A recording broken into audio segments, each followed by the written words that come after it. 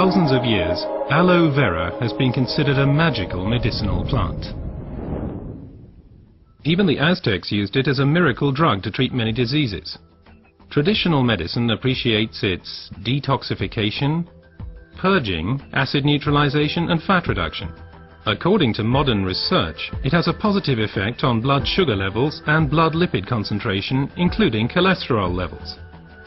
But aloe vera is not always aloe vera. Real aloe vera, the Aloe barbadensis, is a desert lily and is cultivated in arid regions, primarily in Central and South America.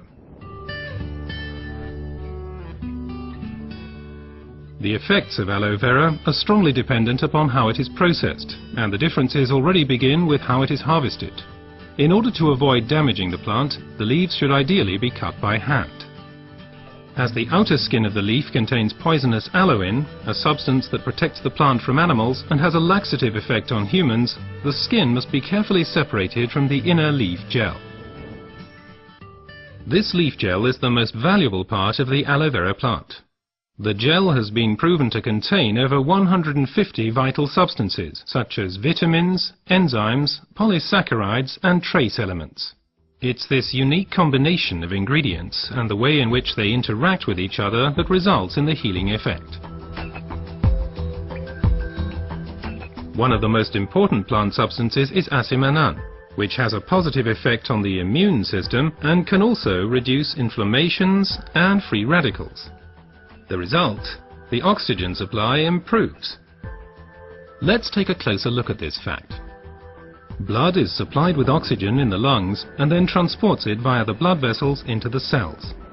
The large blood vessels branch out, becoming smaller and smaller, until they turn into tiny capillaries. Capillaries, by the way, are the smallest blood vessels. This is where the oxygen passes over from the blood vessels into the cells.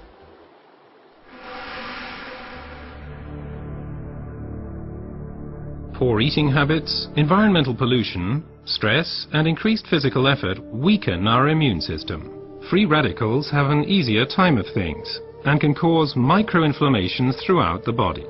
These inflammations can damage blood vessels and result in a thickening of the fine capillary walls. This swelling constricts the flow of blood, slowing down the blood cells on their way through the capillaries, which, as a result, impedes the oxygen supply. And it's here that the aloe vera acts. It reduces the swelling on the capillary walls. The blood cells can flow faster again, and the oxygen supply is improved. Furthermore, toxins and impurities are removed more quickly. The latest studies have revealed that other natural substances can improve the effects of aloe vera even further.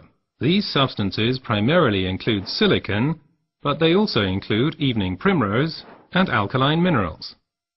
But first let's look at silicon a bit more closely. For our body, silicon is life essential and a structure-building element.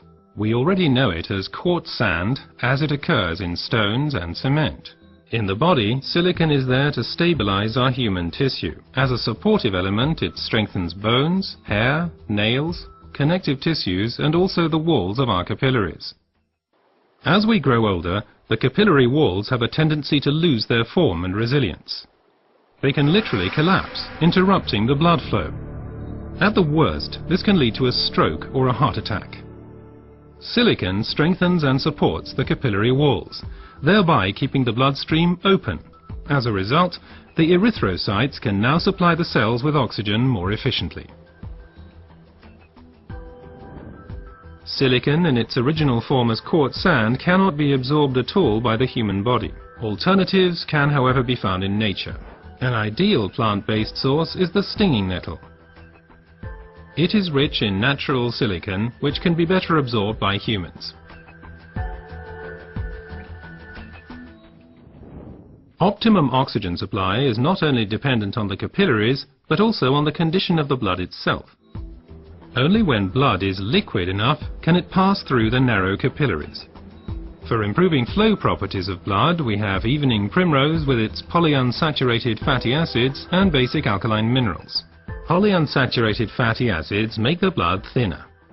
They prevent the conglutination or sticking together of blood cells and thereby stop clotting of the blood.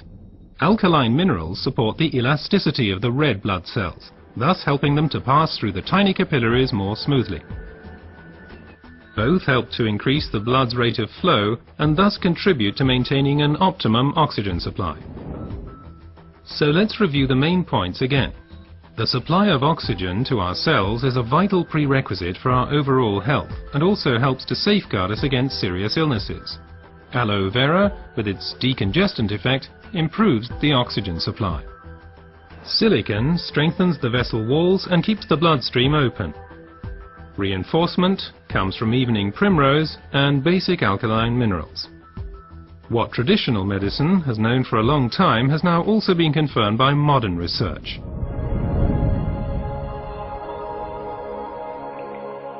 Aloe vera improves your oxygen supply and therefore your general health. Because oxygen means life. Place your trust in Aloe vera.